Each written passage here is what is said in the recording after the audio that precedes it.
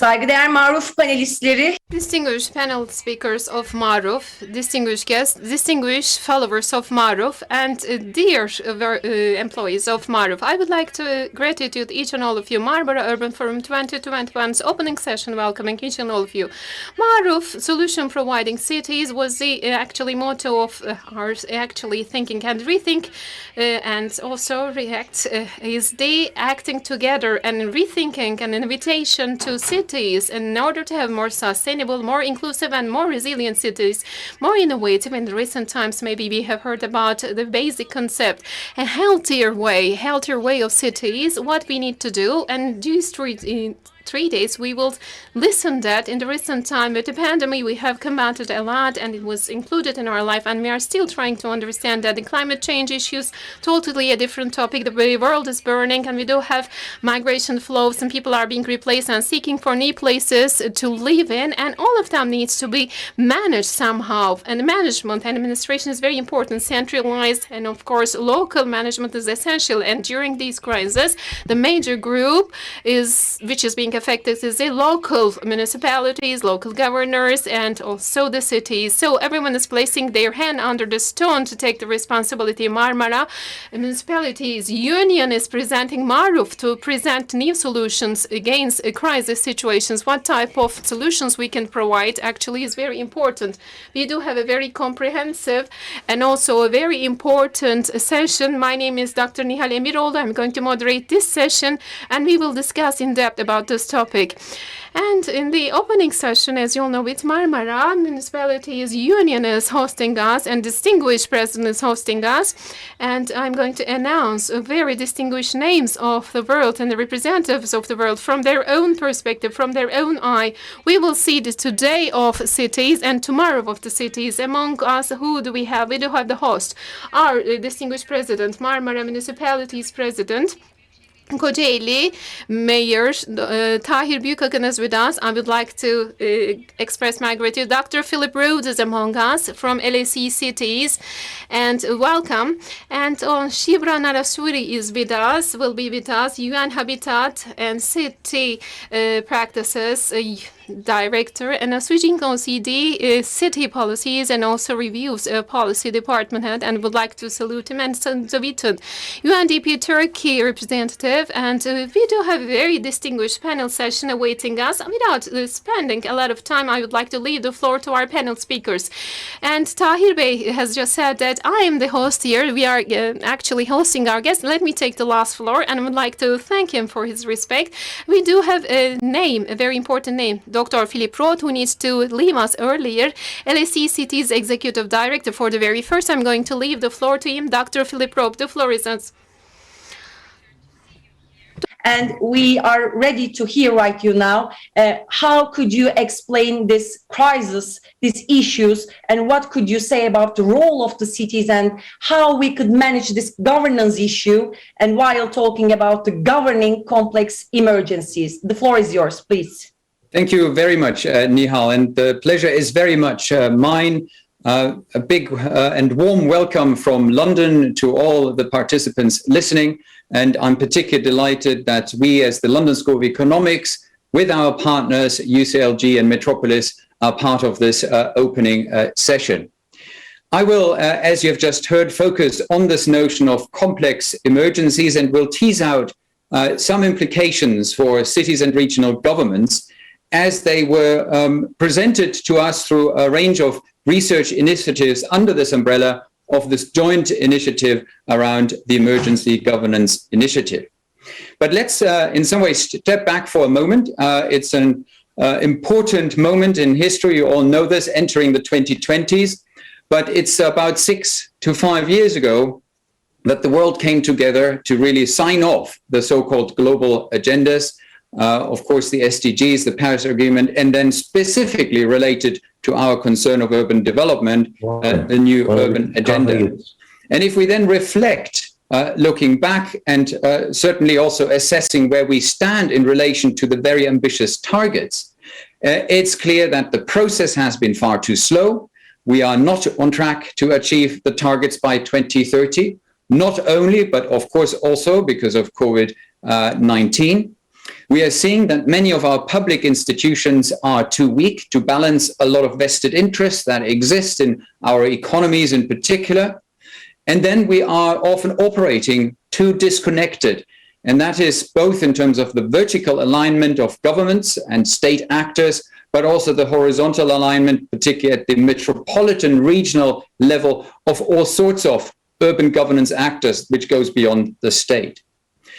But patience is wearing thin. The public is increasingly coming together in our cities and are bringing to the fore deep frustrations, deep concerns about pressing issues, whether this is related to housing and the crisis of housing, whether it's related to climate, where particularly a young generation has taken to the streets, reminding us of a sense of urgency, which maybe we should interpret as a global emergency, which I would certainly subscribe to. And then, of course, COVID-19, which has very officially been positioned by the World Health Organization and then by many national and also regional and local governments as an emergency.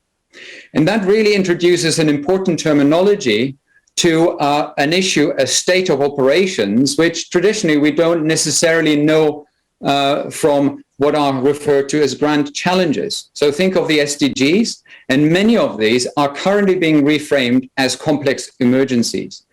And that has serious implications for the way we respond collectively and with our institutional arrangements. And it's that what I would like to focus on for the remaining of my talk. Before going there, I think it is important to highlight that, of course, cities and regional governments have been very effective and very skilled in dealing with a whole range of what is commonly known as routine emergencies, which you see here on the very left, or non-routine emergencies, which are greater in scale, which may include major disasters, civic disasters, but also all sorts of natural disasters. That's important expertise that can help us, but let's not forget, as we come to the right side, these so-called complex emergencies, we are dealing with a completely different ballgame altogether.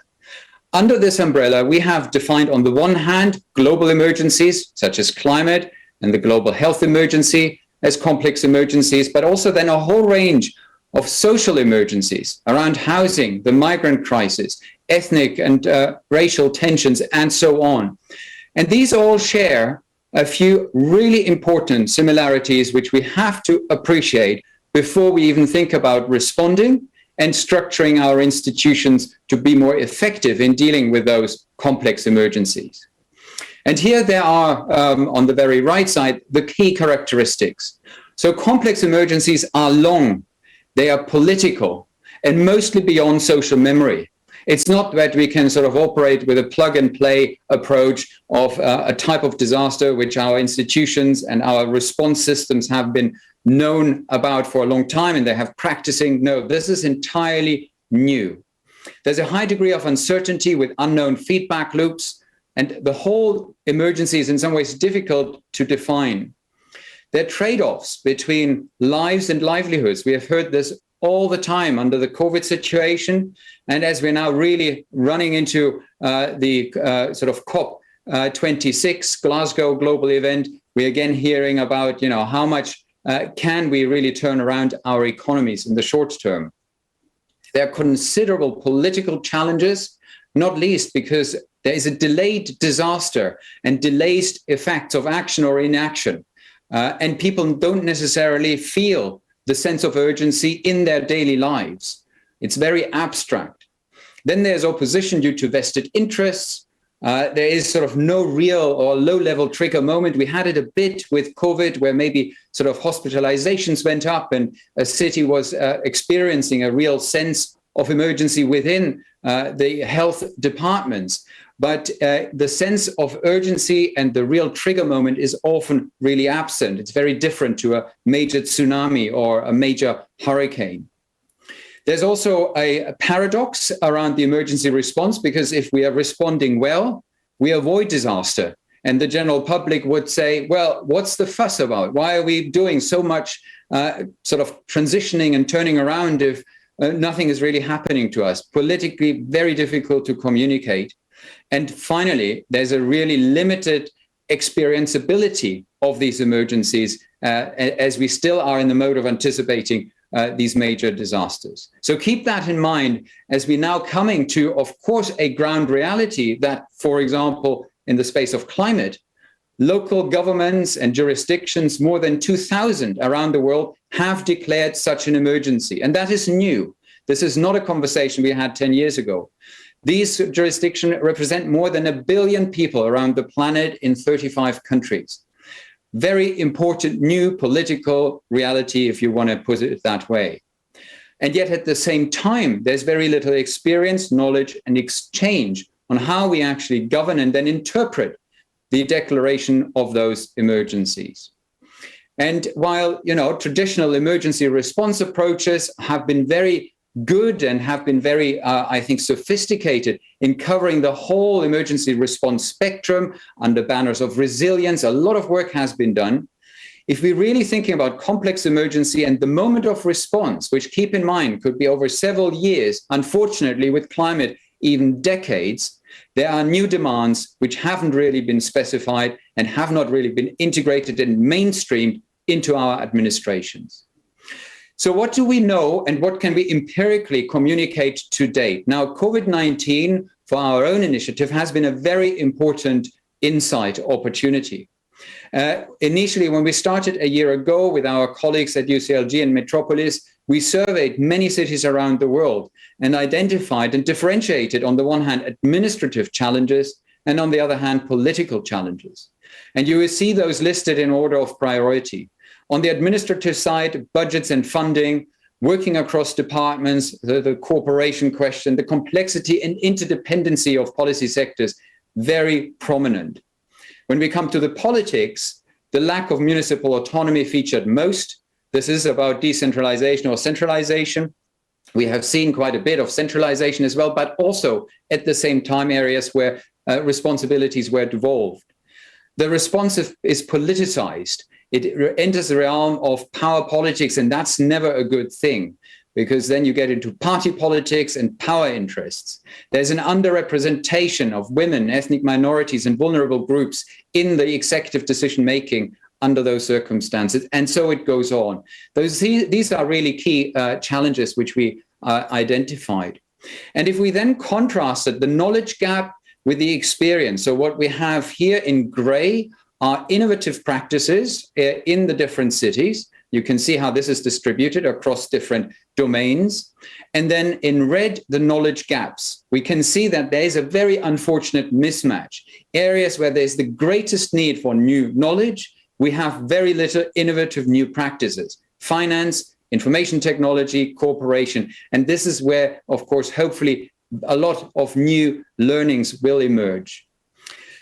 Finally, again, on a lesson on COVID-19 public finance, a lot of funding was redistributed. What you can see here is how funding was prioritized, not surprisingly, a lot into health, but also ICT, transport, and awareness campaigns. And then what is being deprioritized should worry us similarly: culture and sports, public works, infrastructure investments, human resources, because this is, of course, creating in long emergencies a tail end of problems which we have to ultimately deal with. Now, let me come to how we can look forward and, first of all, make the technocracy better. And I'll come to the democracy issue in a moment. We need to understand that, of course, the power dimension needs to be changed. There needs to be a strong rationale why, stabilizing the core, radical interventions, enabling those rapid and radical decision-making, having an equitable emergency response, allow for experimentation and increased coordination. These are 6 very good reasons why we want to redistribute power, particularly along the vertical, and maybe enable cities and regions much more in certain circumstances.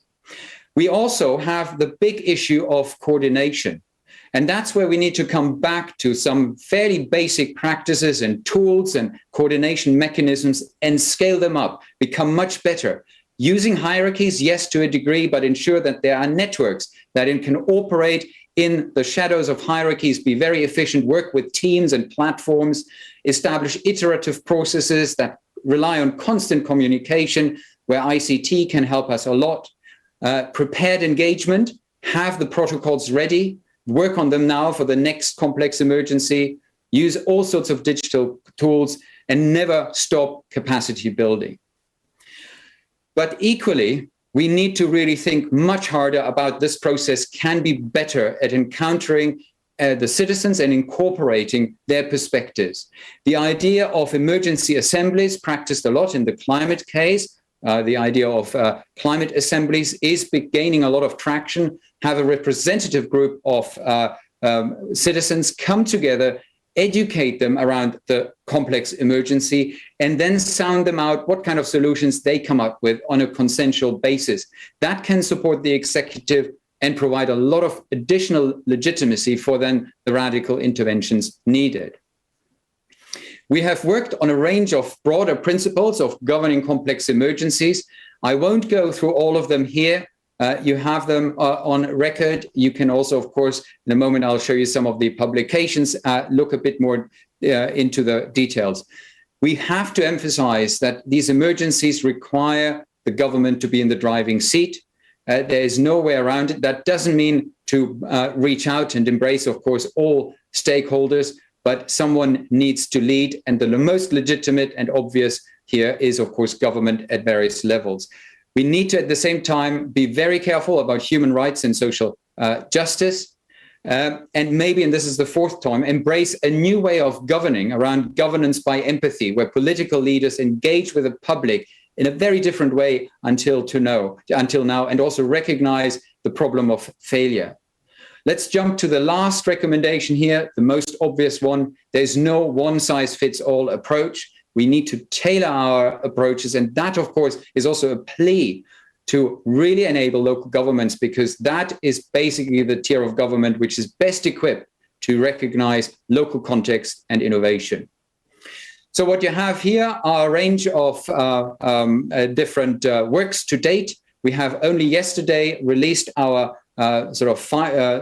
most recent policy brief on governing a complex emergency across different tiers of government. So the idea of multi-level governance, check it out. It would be very valuable to hear back from you, your views, as we are also proceeding towards writing a major report on this type of emergencies, and hope to benefit from your insights, from your experiences, and then hold up the mirror and report back, hopefully to the benefit to all of you. Thank you very much. We listened to the Executive Director of LEC Cities, Dr. Philipp Roth. Dr. Philipp Roth, thank you so much for joining us. It was a great pleasure to start with you as well. Unfortunately, we know that you should leave early, but once again, thank you for giving us a time in this program. Yeah, it was very interesting to listen to you, and thank you for your valuable contribution, especially when you underlined the role of citizens. So if we co-act, it means also co-act with the citizens for the future of the citizens and the local residents, and which means that we should remind what we understand when we call democracy in that sense as well. That's why it was very crucial, and we get a really good start. Thank you for joining with us. My pleasure. Thank you very much.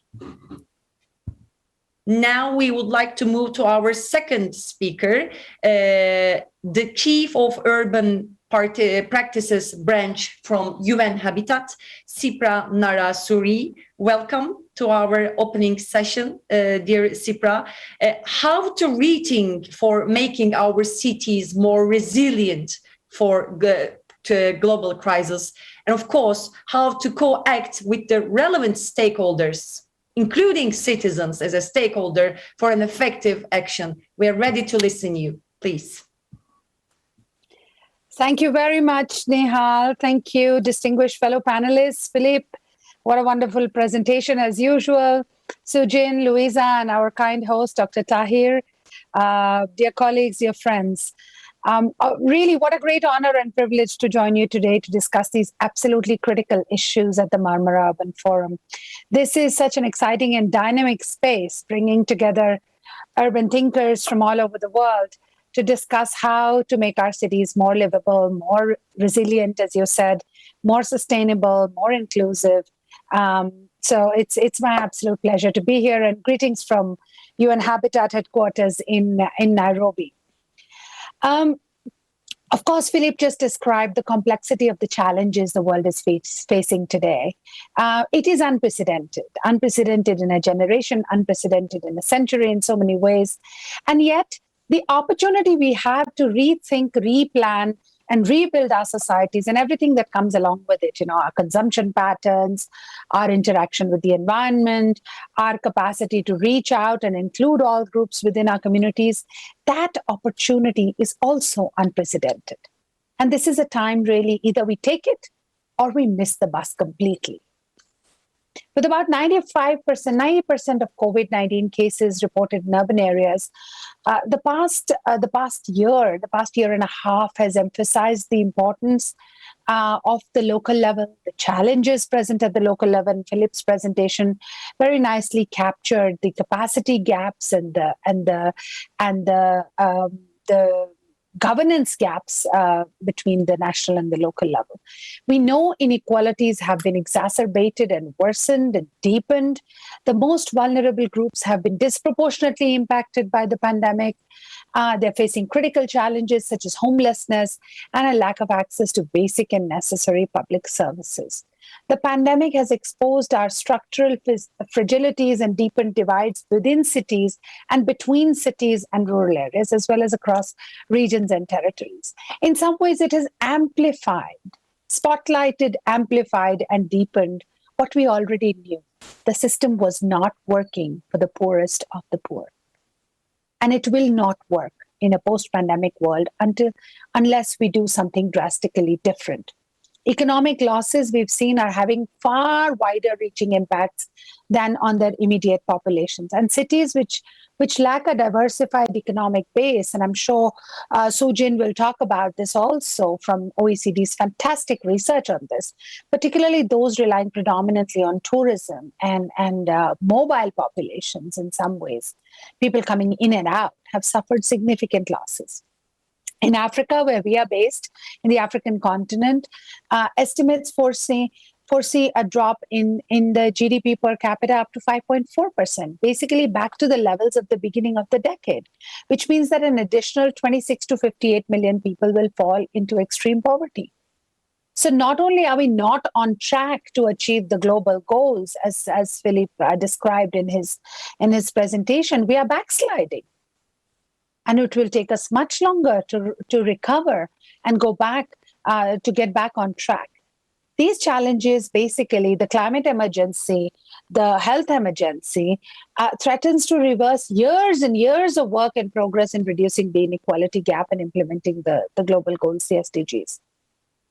But the pandemic has also underscored the crucial role of local and regional governments, the role they have played in the past and the role they will continue to play in post-pandemic recovery.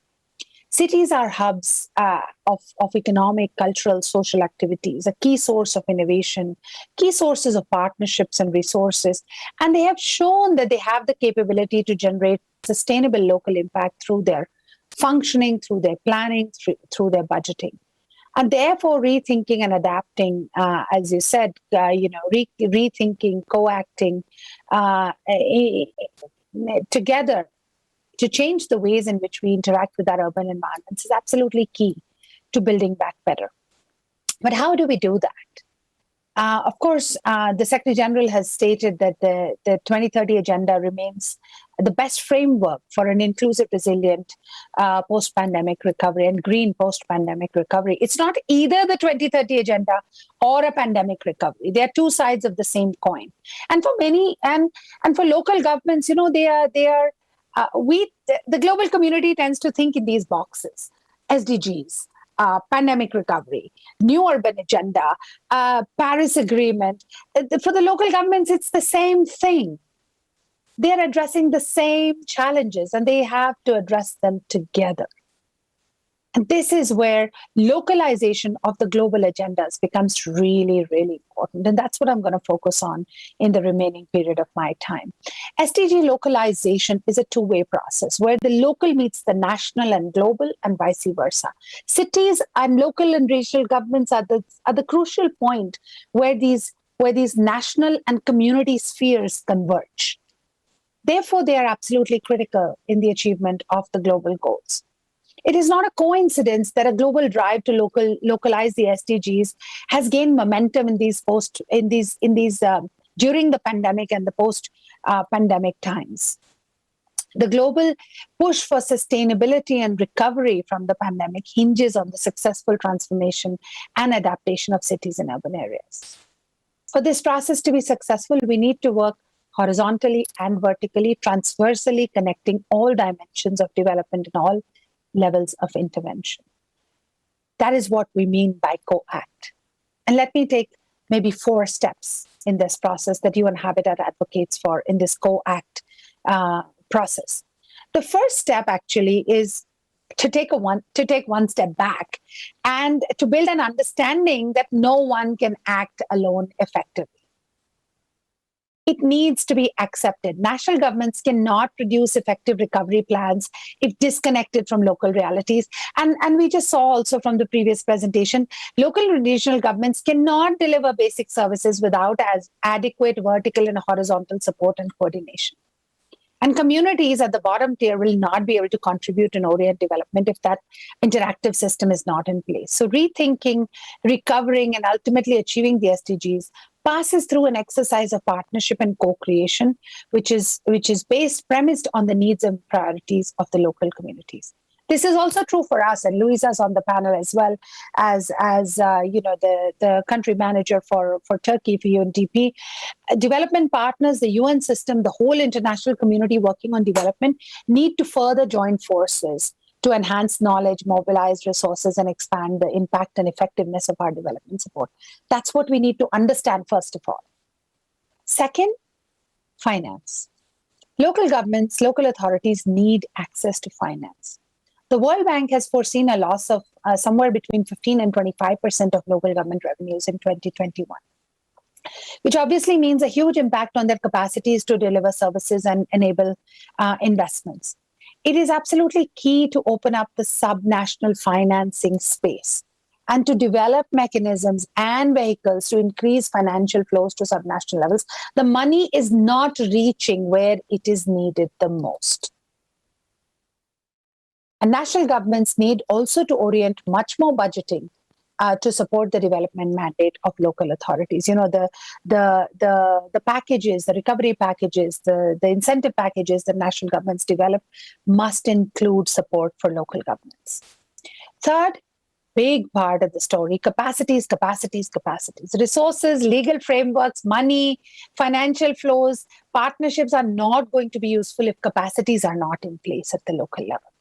And expanding strengthening the capacities of local governments and their officials to understand, embrace, and deliver on the SDGs. As I said, SDGs are not additional, optional, add-on, extra to the work of local governments and their officials.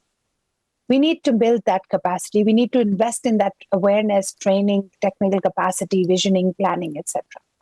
And a fourth and final point is on monitoring and evaluation. We live in very challenging and ever-changing times that requires flexibility to adapt and change course of action rapidly. The days of 20-year, 30-year master plans are really over. As we've seen during the pandemic, our capacity to collect information, to analyze, and to inform evidence-based decision-making and policy-making is absolutely critical in this process of resilience building and building back better. We need to invest in these monitoring efforts. In strengthening the data environment at the local level, data is just not available. And if it's available, it's not useful. And if it's available and useful, it's not validated by communities. So we really need processes that make the data environment much more inclusive, usable, and accessible. Voluntary local reviews are emerging as a powerful process and tool in the hands of local and regional governments to do that. And I hope to see that movement growing as it has been in the past few months. Just to conclude, to accelerate this transformative process, UN Habitat is developing a comprehensive approach to SDG localization, connecting all dimensions of SDG implementation and post-pandemic recovery, from data innovation to the design and financing of projects, where we have a very comprehensive approach that rests on 3 pillars: the global urban monitoring framework, voluntary local reviews, and our SDG Cities flagship program. On the first one, the urban monitoring framework, we have been mandated by the UN General Assembly and the Statistical Commission to lead the development of a harmonized set of indicators to track the progress of SDGs and the new urban agenda at the local level. Because we know that even if countries are reporting on the SDGs and the new urban agenda, the nuances and the differences within a country can be huge. So local level monitoring of these indicators is absolutely fundamental. This framework then leads us to the second one. The urban monitoring framework can be a useful basis for the next step, which is the voluntary local reviews, but also voluntary national reviews and the common country assessments. The voluntary local reviews, we provide cutting edge knowledge, we provide technical cooperation, we work in many cities and governments. And finally, we bring it all together through a global flagship program called SDG Cities, which connects the data with planning, with projects, with catalytic investments, and with impact monitoring of those investments to make sure the changes at the local level are concrete and are contributing to the achievement of the global goals. So with that, I would like to reaffirm our commitment, UN Habitat's commitment to reinforcing the role of cities and to empowering them to take innovative, sustainable, and resilient action for the achievement of the SDGs. Thank you once again. Thank you, Nihal. Thank you to the Marmara Municipalities Union for bringing us together for this extremely important and timely discussion. I'm happy to engage in the conversation in this session and beyond this session as we go forward. Back to you, Nihal. Thank you so much also for your extremely important and timely intervention, dear Shipra. And the first question was coming from you saying that we missed the bus or not to recover. At the end of your speech, we had an impression that no, still we have a hope. I think we all see the green light at the end of the tunnel still. That's the main motivation also for us, for MARUF, again, to put on the table all challenges and to discuss, rather than to focus only the challenges and problems and crises, even changing with our language, talking about the solutions, how to co-act, how to rethink for good solutions and successful solutions. And we all see that with UN Habitat, we are in the same boat. And our understanding on what we understand from the co-act is also very similar. This is also very valuable. And once again, we would like to thank UN Habitat to become the first supporter and partner of the MARUF as well. It was a great pleasure and great honor and motivation for us to start and to make a kickoff this crucial event. Thank you so much for joining us. Yes, and now our third speaker from OECD, Head of Urban Policies and Review Unit, dear Soo-Jin Kim, is with us. How we could shape our existing urban policies while tackling with these new challenges and crises in all over the world, and of course in the cities indeed. Now we are ready to listen OECD. The floor is yours, dear Kim, please. Thank you so much for the invitation, and I'm very, very happy to be with you today. This is a great pleasure. Greetings from Paris, where the Organization for Economic Cooperation and Development is based.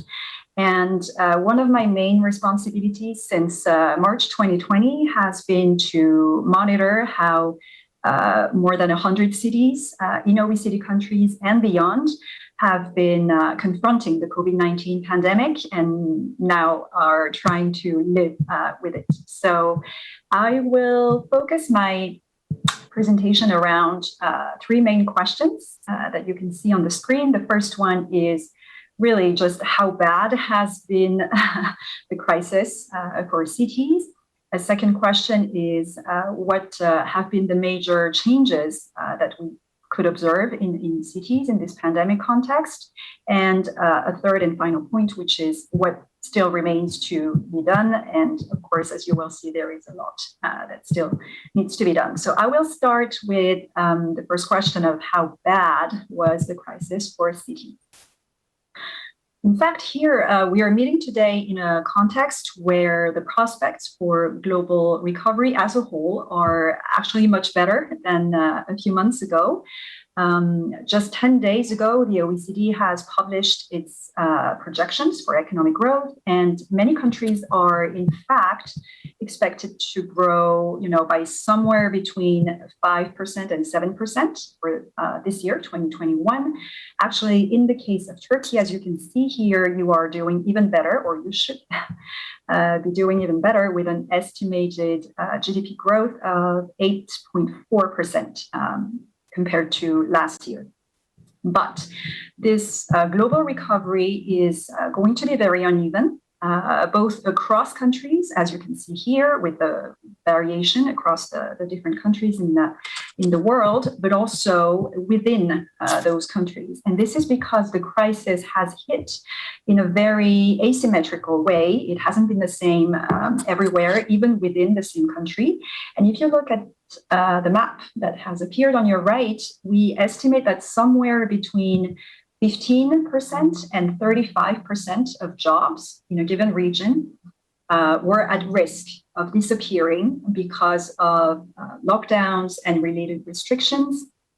But this share was often higher in many cities, actually, particularly those that were relying heavily on, things like tourism, global trade, retail, industries, etc. Unfortunately, I don't think we have data for Turkey here, but the point is that many cities were actually very vulnerable to the economic shock induced by the crisis. The good news is, however, that cities were also, much better equipped digitally, for example, than more rural and remote regions. So cities were able to, shift quite rapidly to things like teleworking, online schooling, e-commerce, telemedicine, and offering many goods and services online.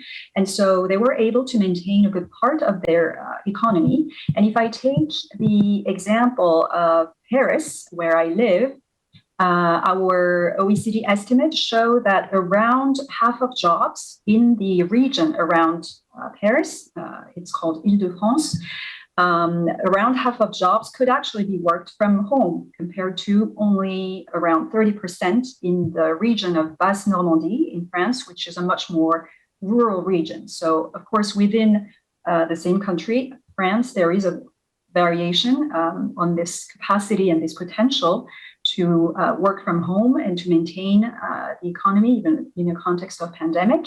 But in any case, as you can see here, in all OECD countries where we have data available, cities have a much stronger potential to shift to teleworking and to maintain this part of their economy. So all in all, of course, cities took a very hard blow from the economic crisis, but they also have these assets and this capacity to overcome it, as you could see in this one example of the capacity to shift to teleworking.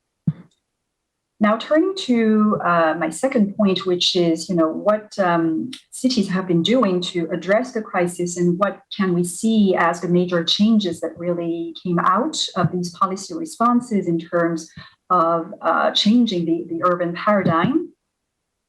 Of course, since day one of the pandemic, mayors and their teams have been really working night and day to take thousands of different actions, and many of them were actually building on these major transitions that were already underway, already going on before the pandemic, but which got a big push and got accelerated during the pandemic, and that are really helping to build the capacity of cities to be resilient in the long term, not only in the short-term context of the pandemic, but also beyond.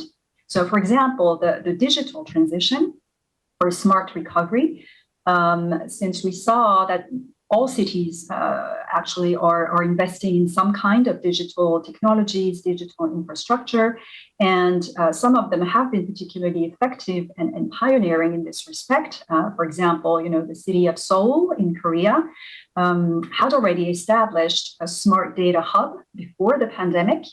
And this smart data hub has been leveraged to monitor, how the COVID-19 virus was spreading and to ensure, contact tracing very quickly. So this investment prior to the crisis has been extremely helpful to be mainstreamed into, the city's recovery strategy. And many other cities are really working on developing their digitally enabled services and to make them a part of their daily practices and to improve quality of life and safety for their residents. There is also, of course, the climate transition. So the transition towards, a low carbon and a more circular type of economy in cities, and to shape, really greener cities and healthier cities in the long term. Of course, many of us have seen, the strong momentum to shift towards more sustainable forms of urban mobility. And many cities such as Medellin, Milan, Paris are building, lots of new cycling lanes, for example, which are sometimes even called Corona lanes in some cases. And many cities are also turning towards, new ways to consume and to produce. And for example, in the case of fresh produce, so fruits and vegetables, many citizens in cities are now trying to consume locally rather than, resorting to products that have been produced very far and are being imported into big cities. So there is this transition towards, more sustainable consumption and production practices that is bound to stay, hopefully, in cities in the long term. And then there is maybe a third transition that I wanted to flag here. It's maybe, less talked about, but the crisis has really shown a very harsh light on, how unequal we were in cities. And this is really the transition that needs to happen towards a more inclusive society in cities.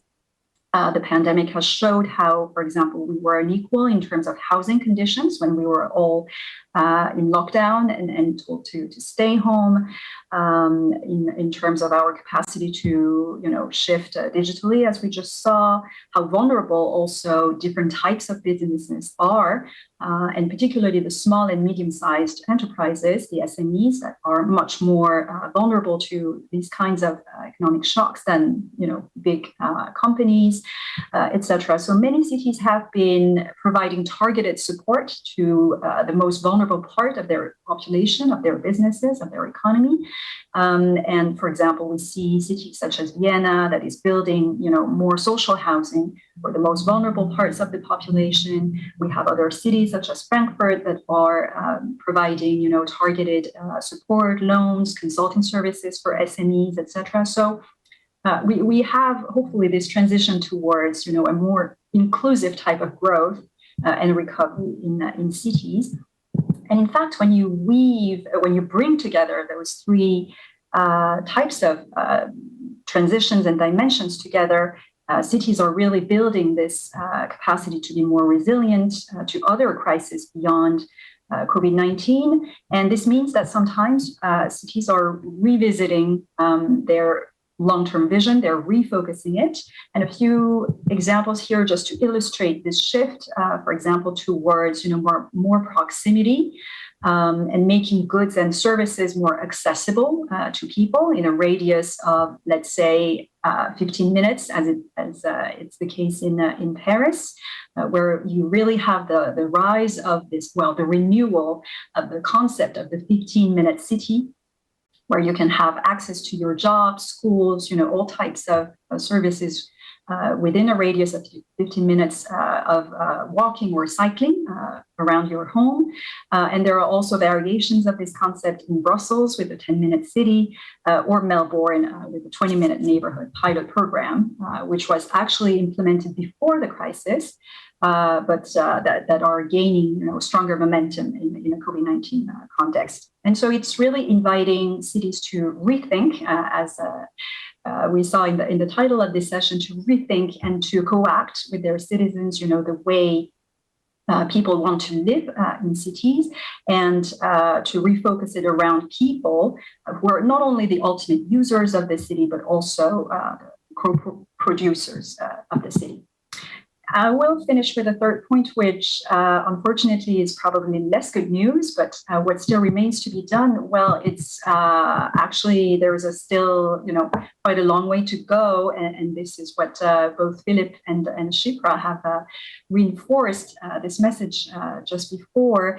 We can't wait to be done with COVID-19 to address the many complex challenges that are at play in cities, including, of course, the climate and biodiversity crisis, but also the inequalities, the housing crisis, and many other complex challenges that we have discussed in this panel just before.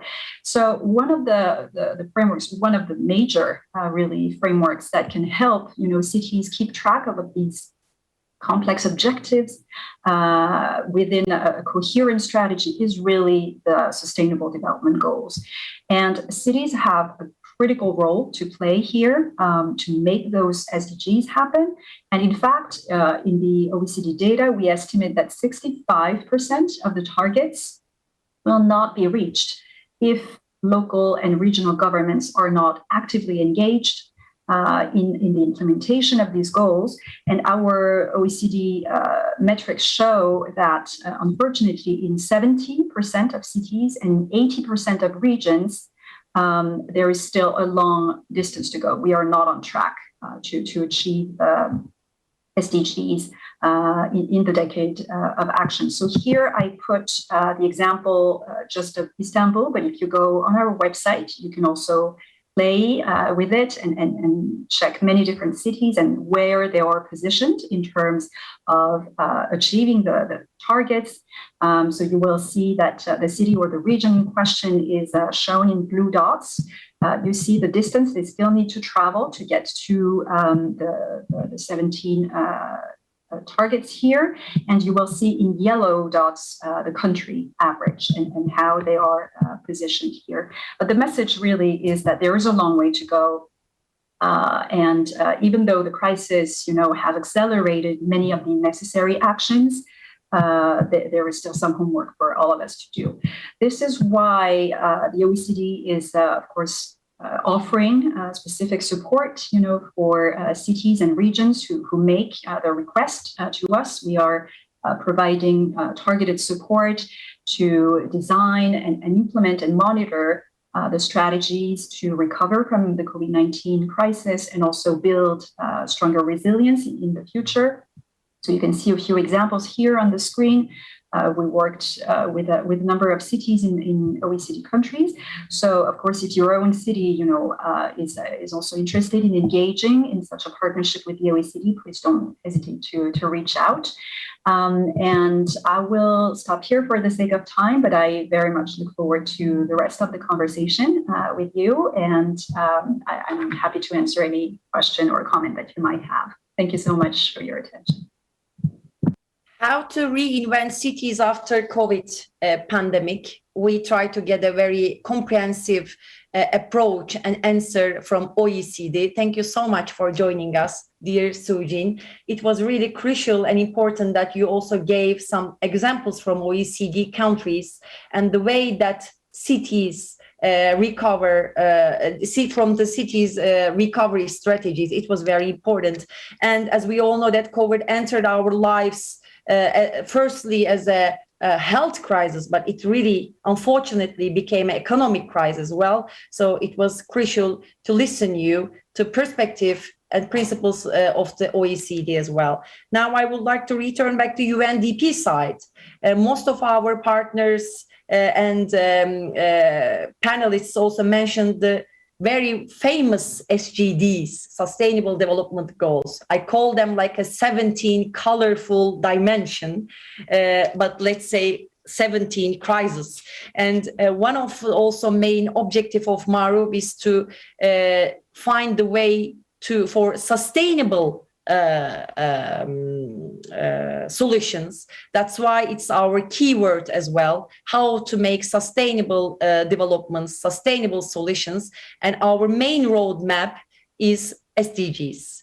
And let's say the father of SDGs are the UNDP. It's very important in that sense to have the resident representative of UNDP Turkey, Louisa Vinton. We are ready to hear you, Louisa. Please, the floor is yours.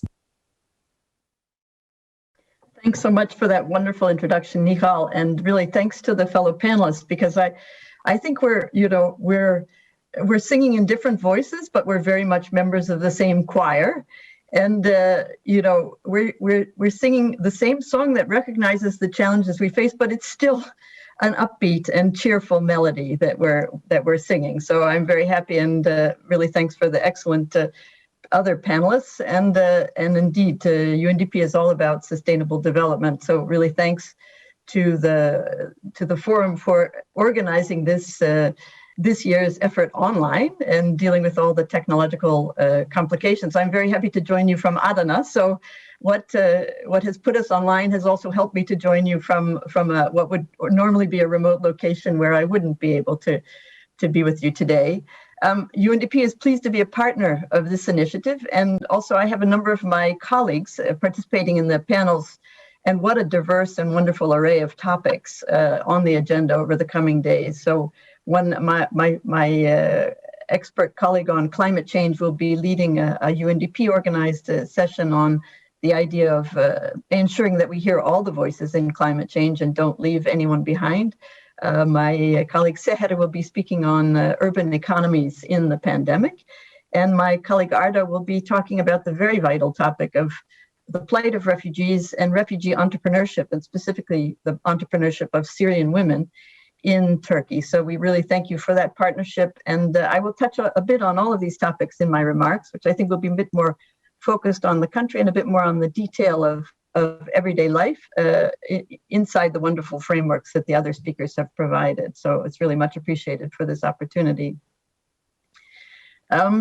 My comments will combine both professional and personal reflections, particularly as someone who's arrived recently in Turkey. I'm here only 4 months and still am getting to know the country, but also drawing on the lessons learned from heading UNDP offices in Croatia, Macedonia, and Georgia before this experience. So with that, I have basically 6 points that I will try to fit into the time frame for today. The first is that the topic of this wonderful event, the cities developing solutions, is really the right one for this moment, with the focus on the importance of sharing from place to place what works, what's in process, what the challenges are, but really with an emphasis on the solutions. And second, with the idea of the importance of cities taking the initiative. So not waiting for directives or action at the national level, but really moving at the local level. And finally, the idea also that even when the challenges are global and out of the control of one locality, in the case of climate change, in the case of the pandemic, the solutions can at least start by being local. So it's not a position of inaction, it's a position very much of action. And in that, it's the crucial importance, and I'm delighted to see it stressed so much in this panel, but on the other panels as well, the importance of having bottom up as well as top down, or at least a dynamic of the two going on, because from our experience in UNDP, and I think the experience of everyone who's spoken today, solutions can never hold, they can never work unless they're driven by citizens and rest on participation and inclusion. So that's my first point. The second, and here I may be reading a bit too much into the idea of coacting, but I think we're seeing globally a changed approach to problem solving. And by this, I mean a shift in the balance between planning and action. And this is something that UNDP has thought about deeply over the past few years and maybe even been a bit obsessive about it, and then has set up in 91 countries, including in Turkey, something called an accelerator lab, which is meant to call on professions that normally aren't in development work, behavioral scientists and anthropologists, statistical jockeys, but to have them sit a bit on the margins of our work and look from the outside, look from the inside, but above all to experiment, to take action in the recognition that life has become too volatile to plan every detail and that our knowledge will always be partial. So, I quite like for this, the Nike slogan for sneakers is to just do it, that we need sometimes to just get in there and get things done, to start things, rather than trying to plan every detail to the end.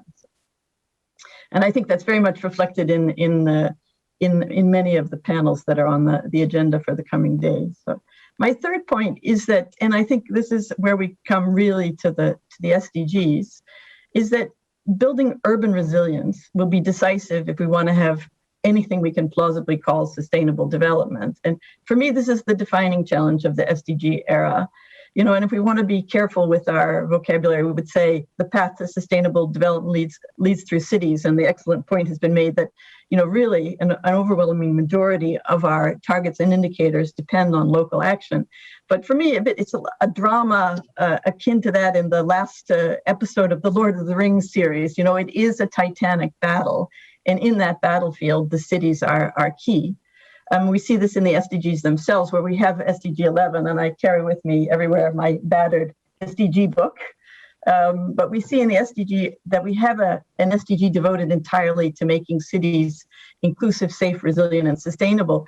But then when you look at the targets under SDG 11, you see it's all the things that make life worth living. It's about air quality. It's about saving lives from natural disasters. It's about waste management. It's about housing. It's about culture. It's about green spaces. So this is the world. This is where the world is seeking to defend the quality of human life, I think.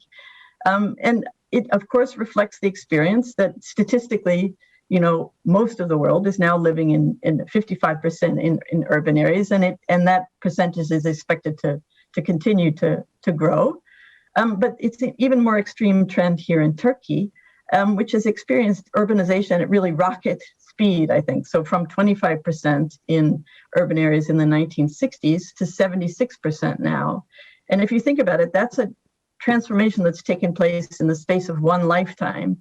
And I have to say, arriving as a newcomer to Ankara and seeing this almost science fiction skyline of towers and towers and towers and construction, it is very striking, almost a Jetsons environment, so that many of Turkey's challenges, I think, at least in my newcomer's view, derive from the pace of urbanization and the need to somehow digest and complete this transformation from rural to urban, ensuring that cities deliver services to everyone in an equitable way and are protected from disasters and all the other things that come with the Sustainable Development Goals. My fourth point is that, one key front, if not the most decisive front in this battle, this titanic battle for urban resilience, will be climate-driven disasters. Here I would reflect back on my own experience that I have been in 4 countries, and in each country, either at the time or near to the time that I was living there, we experienced once in a lifetime or once in history flooding. In Skopje, in fact, in Macedonia, in 2015, we had first a 1 in 100 year flood, and the next year we had a 1 in 1,000 year flood. So something is wrong with the time scale of our assessment of extreme weather events or natural disasters, and that's coming very directly from climate change. But Georgia's capital, Tbilisi, had dramatic flooding in 2015 as well that washed away entirely the zoo in the center of the city, and everyone there has memories of a hippopotamus wandering alone and free in the center of the city and a tiger stalking victims on the large after that disaster. Which brings me then to Turkey, and this summer, where not only did we have a dramatic and tragic flash flooding in the north of the country, but we had the forest fires that seemed to go on.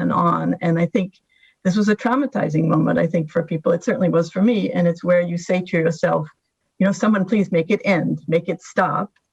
And my point here is, and what is key for us to recognize as well, is that it's not going to stop. This is the new normal. This has been validated, I think, and brought to us with scientific precision by the Intergovernmental Panel on Climate Change in the 6th Assessment Report that was presented on the 9th of August.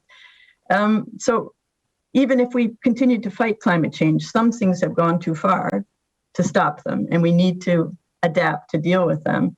So that's the bad news. The good news is that there's nothing inevitable about disasters, that we will be having now extreme weather events, but the loss of life and the loss of property that comes from these are really dependent on human choices.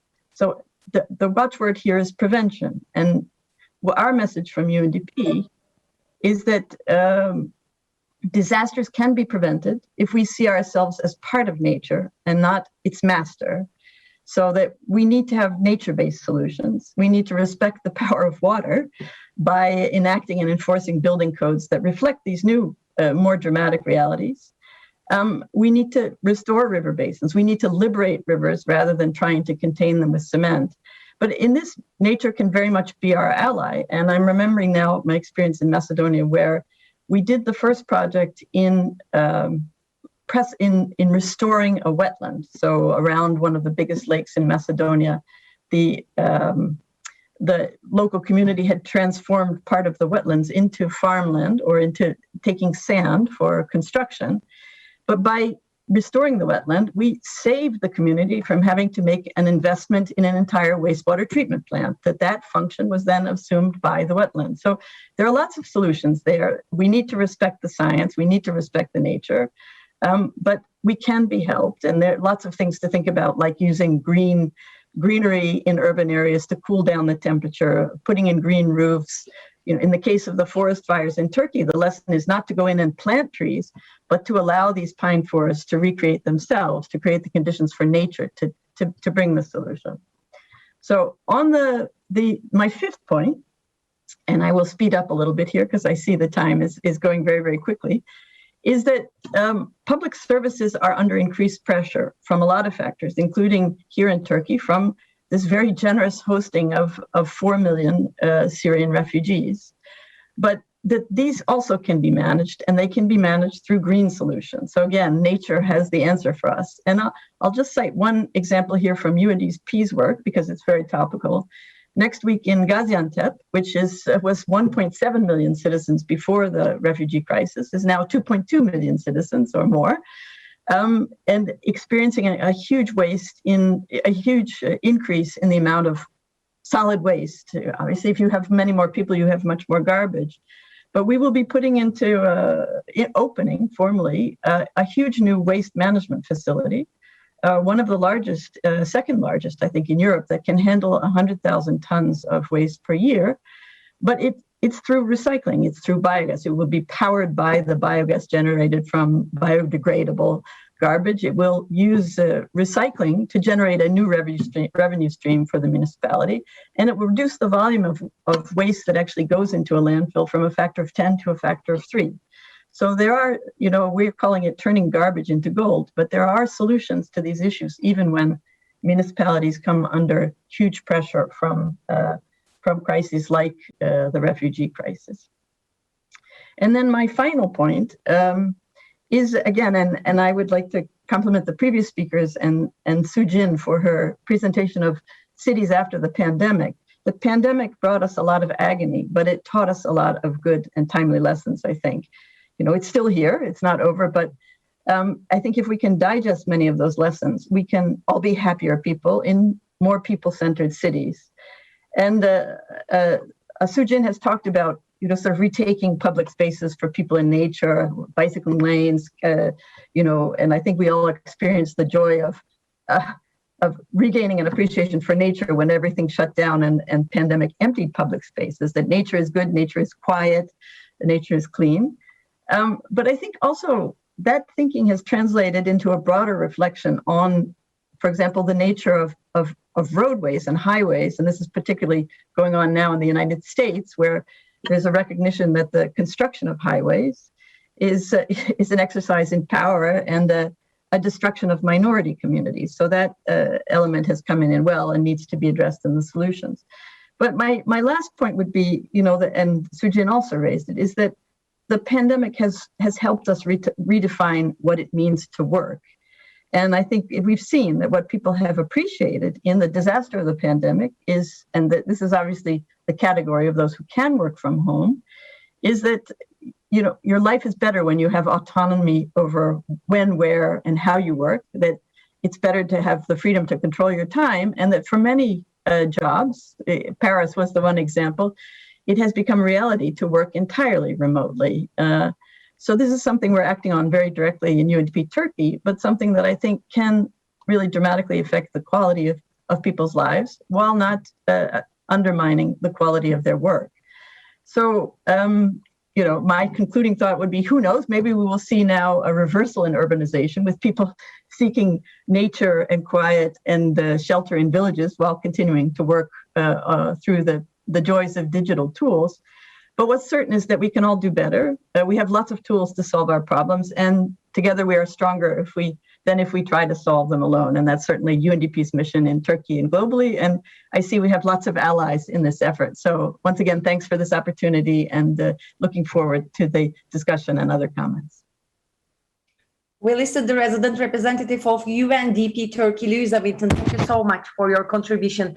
As an academic and expert working in the field of migration in Turkey, I'm also very glad to hear that you also emphasize the situation of refugees, minorities, migrants in Turkey and in all of the world, which we will also tackle with this issue and put it on our agenda in next coming days in MARUF as well. And you mentioned very important principles. But let me also highlight and emphasize what you say in first principle, the bottom-up approach. Not only the bottom-up approach is the best, not only the top-down approach is the best, but we should harmonize both of them. And when we think about the revitalization of the citizens' capacity to push the bottom-up approach, now it's also time to include these refugees, newcomers, migrants, etc., as part of citizens and include them in the bottom-up approach as well. What came to my mind. And as a newcomer to Turkey, welcome to Turkey. And let me say you that you are in the right place to get know the Turkey, the country, in Adana. Please enjoy in Adana and don't forget to taste its delicious foods and kebab. Evet efendim, panelistlerimizi dinledik. Umarım hepiniz için çok keyifli ilerliyor. Now we will return to our host with his permission for his understanding, his kindness. I thank him very much. Associate Professor Dr. Tahir Büyükakın, the president of the Kocaeli for the MARUF's development. He's one of the most important names. He's a secret hero because he has a political identity, has a leadership, and we hope that political leadership is something that somebody should take a hold of. And thanks to that, he has brought MARUF to this current situation. He's saying that he will talk later. Many examples, although he's the academic identity, he's keeping himself further and he's intervening at the required places. He's shown a great leadership because it's an opening panel, and I'm very honored. Mr. President, welcome. I hope that you will have a nice meeting where you will leave with great experiences. I'm leaving the floor to you for your panel speech and your opening speech. Thank you. You have performed greatly in the panel. I thank you especially. Our participants, I salute all of them, our listeners also. I would like to salute them respectfully. Our participants, each one of them, have touched upon very important points, and they pointed to important issues. I think that at the end of the panel, perhaps you will make a summary of the contributions. That's why I will not touch upon them. Actually, on one side, 15 years of my life has taken place at universities as an academician. Then I have 15 years in bureaucracy where I have taken tasks, and now on the political side, I'm taking place. I have this opportunity at the end of all these years. From various places, I had the chance to look at life. At the university, this should be like that, and that should be like this. Looking in a more segmented way, and you focus on an issue and make comments. When you have a bureaucratic post, you look at the administrative side, executive side, you think less on conceptual issues. What you have in your present, in order to make your framework function, you have a head that's working this way. The academic mind does not look at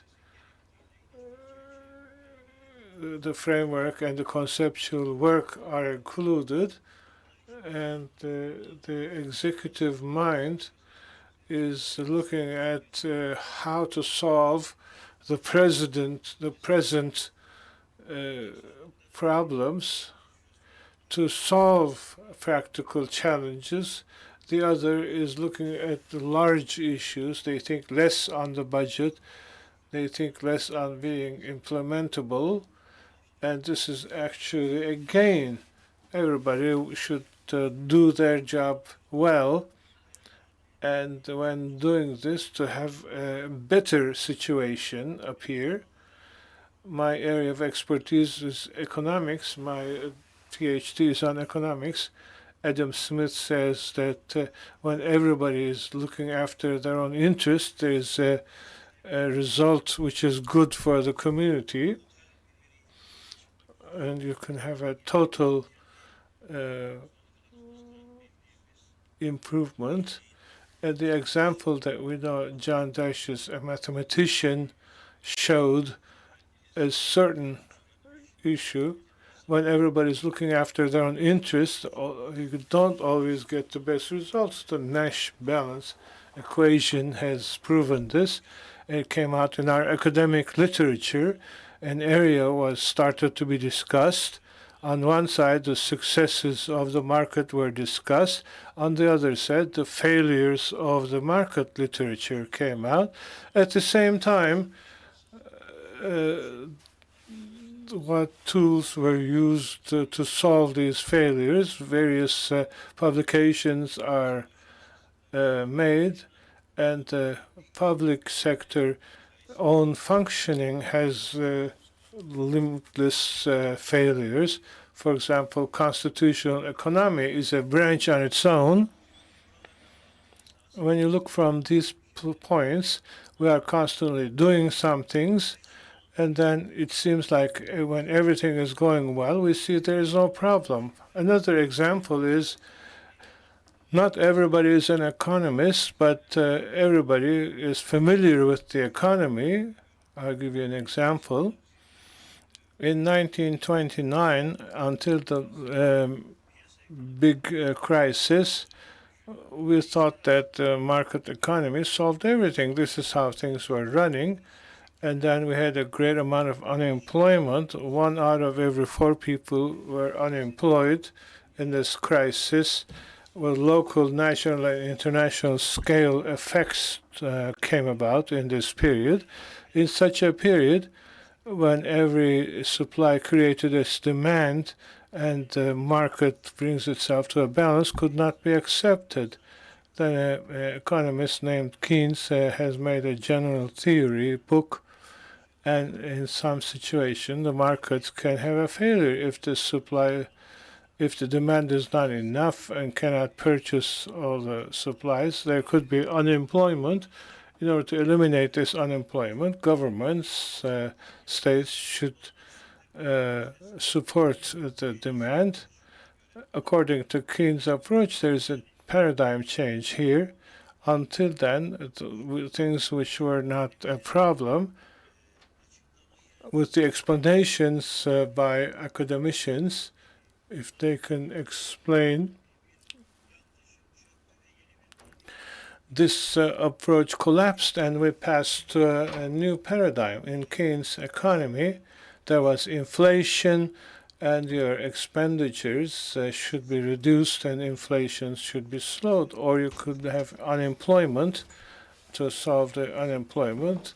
With political sets, you could solve everything, but when we came to the 1970s, either inflation or unemployment, and we came about with a world where there was either unemployment or inflation, and we needed to change the paradigm. In order to get away from being technical, in order to explain myself, I had to say these. When everything were going normally, for example, with World War II and until the 70s, economists understood issues when there was a problem, a singular problem came about. They knew how to solve them, and issues were solved. But when we came to the 1970s, we had new issues coming about, and the tools we had could not solve them. Therefore, we needed to rethink. And here we are encountering the same issues. There's a framework where we knew how to do things, and the problems that we encountered could be solved with this. But for example, as the Marmara Municipalities Union around the Sea of Marmara, we had municipalities, and this was their union.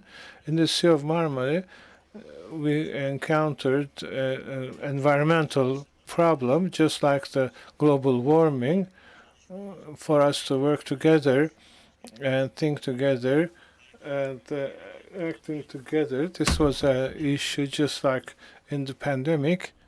In the COVID-19 crisis, it was such a problem. And here we had to rethink, reconsider the way we did our business and the manner of thinking, especially going into the action phase. We had some important gaps. In normal times, the gaps that you don't notice can come out during a crisis. There's a problem, and if you can't solve this problem, actually your point of view on that problem should be changed. Now, regarding global warming, are we able to take actions? Yes, but they're disintegrated. But the global warming is a burning problem. There are fires all over the world. There are floods. There are disasters. Our infrastructure systems, in a certain time, they are done according to precipitations in unexpected standards. When there are rains, the infrastructure systems cannot handle this precipitation. When we encounter unexpected fires, no fire organization is adequate to solve these problems. What we call normal, what we call is we are encountering something we call the new normal. We should make a definition called new normal. Therefore, actually, the handicap of looking piecemeal, regarding the relations between pieces and the whole during quiet times when everything is going well, doesn't create a problem. But during crisis times, they are not normal times. There are times when new normals are created. In certain situations, what we call new normal makes it impossible to go back to the old ways. Actually, the new normal of the pandemic is a temporary normal. We can handle it without making great systemic changes, but global warming is not such an issue. Global warming is much more serious. Systemic thinking is needed. We need to look at it in a much more integrated manner. The United Nations has created organizations such as UNDP They do very successful work, and the work they are conducting is very precious for the world to be a better place, both as an politician, academician, and an implementer. I'm not overlooking their benefits, but facing situations such as global warming, the global architecture, what I mean by architecture, all these institutions, establishments, and relations between them are created with these arrangements. I mean all that design, the institutional issues. They do not have adequate frameworks to solve problems such as global warming. For example, for us to manage the international migration, we do not have an adequate scale of power in our hands, especially budgetary challenges. Not having sufficient budget resources, we have some serious problems. This issue is actually, from time to time, the solution. They are not issues that can be solved. They are issues of large crises, global disasters, international disasters require us to change our manner of thinking, requiring paradigm shifts. We need to underline this, and especially academicians should work more radically in these issues. Actually, in fact, we should go back to philosophy here. What we should do and how we should do it should be inquired. Doubtless, this should not make us incapable of doing work, are constantly thinking and considering alternatives and options.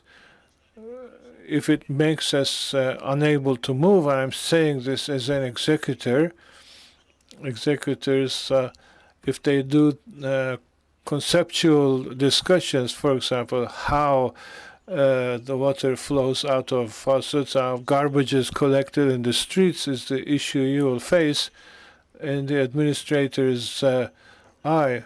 Between academician and administrators, we should create an interface.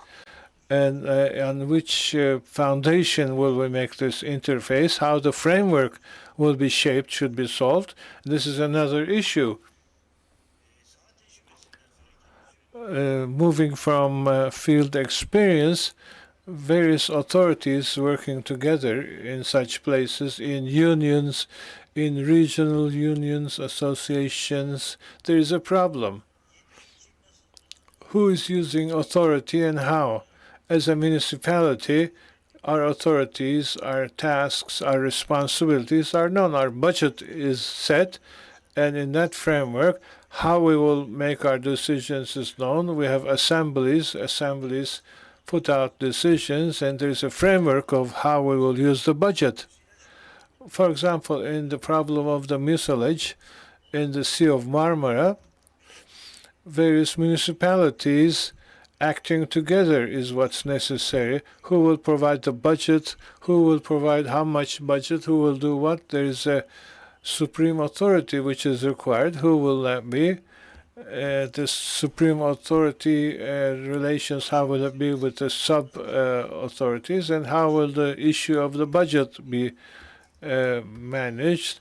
The problem being less in another point, the problem at another point being more. The one with more problems will want more budget, but the one with less problems will not want that much budget. On the politician's side, politically, there are irrational areas that come about. The non-rational things politically, the authorities that come to power with an election, as much as in one sense, a person who's nearsighted. There is an issue called political nearsightedness. Politicians, for example, come to office for 5 years or 4 years, and you ask them to do something for 15 years or 20 years, 30 years, long-term work you want them to do. But 5 years, 4 years later, if they go into the elections, the political authority, to think that long-term, and for them to do work which the public will not like is a very serious problem area. Actually, I'm going to refer to the economy literature. For example, students starting the university in the first years will learn that inflation is a monetary situation and the printed money should not be too much. Inflation will take place. He will learn that. But somebody with a doctorate and people which do more academic work, when they become presidents of the central bank, how can you explain that they cannot manage inflation? You can't explain it by not knowing. You should explain it. If it's not feasible politically, if it's not rational politically, what needs to be done can be postponed. The nature of doing politics is that an action which is really rational, it can prevent us from taking this action. And on these frameworks, I said architecture, we need to think of this architecture.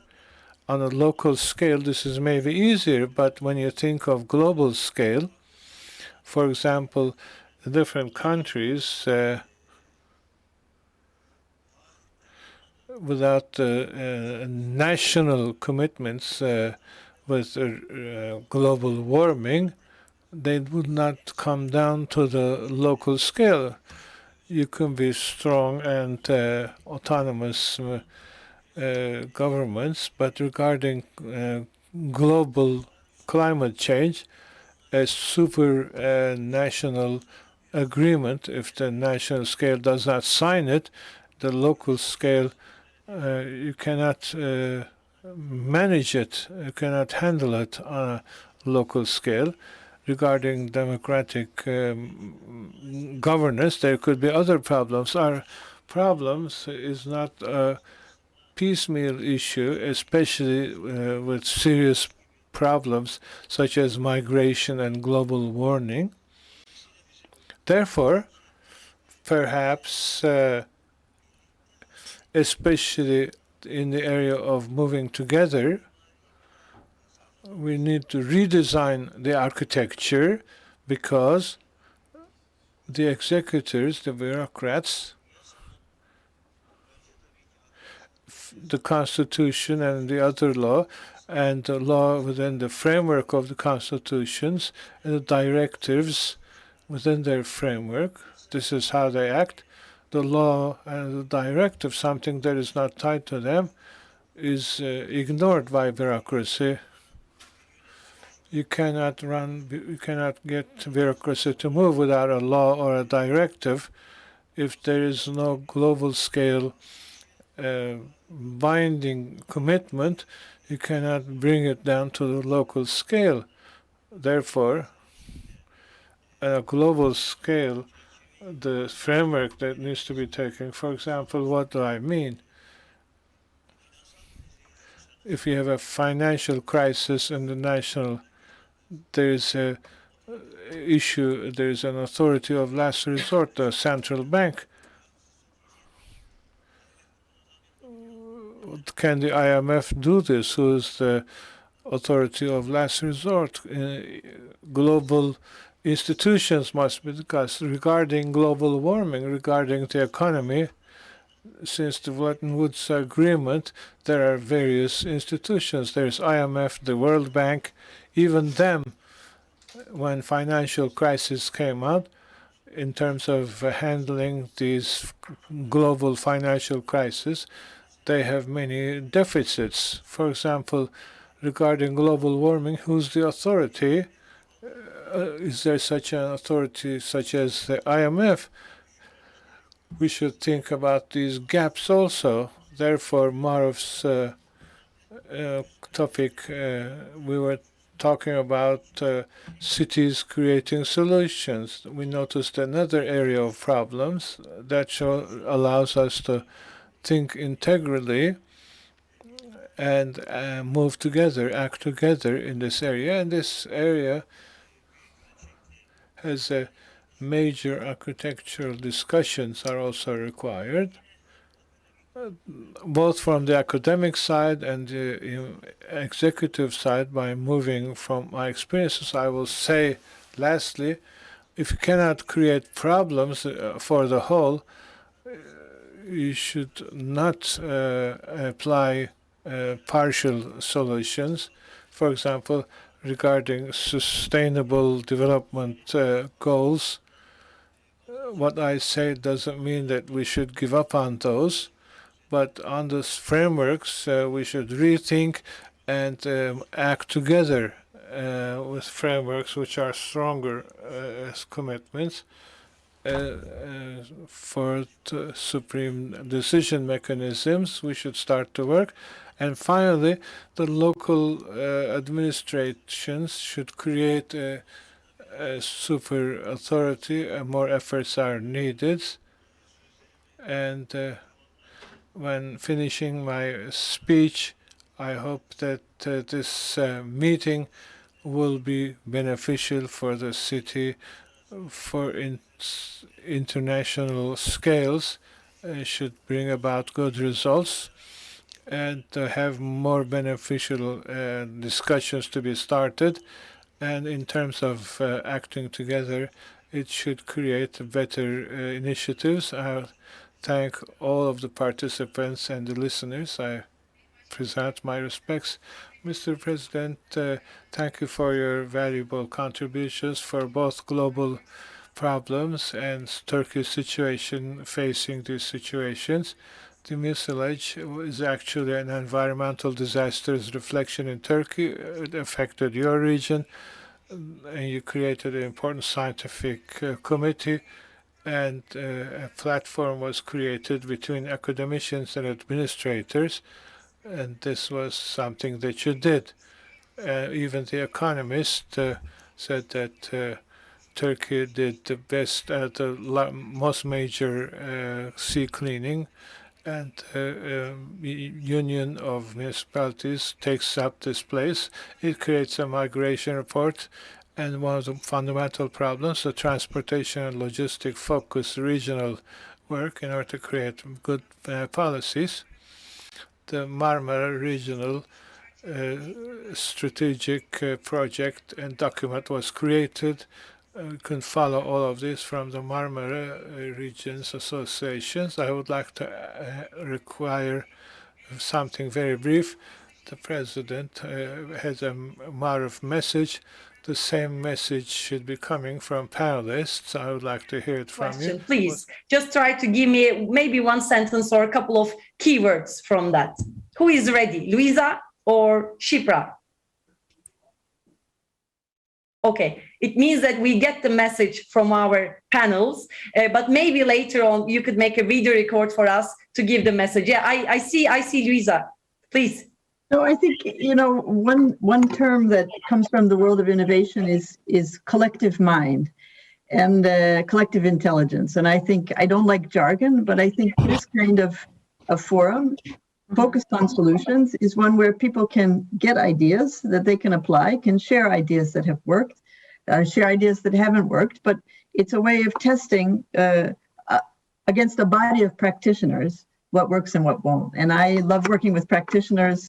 As I said, sometimes it's better just to get in and do something rather than try to plan the perfect solution. So that would be my, rely on the collective mind and just do it. Can I jump in also, Nihal? Please.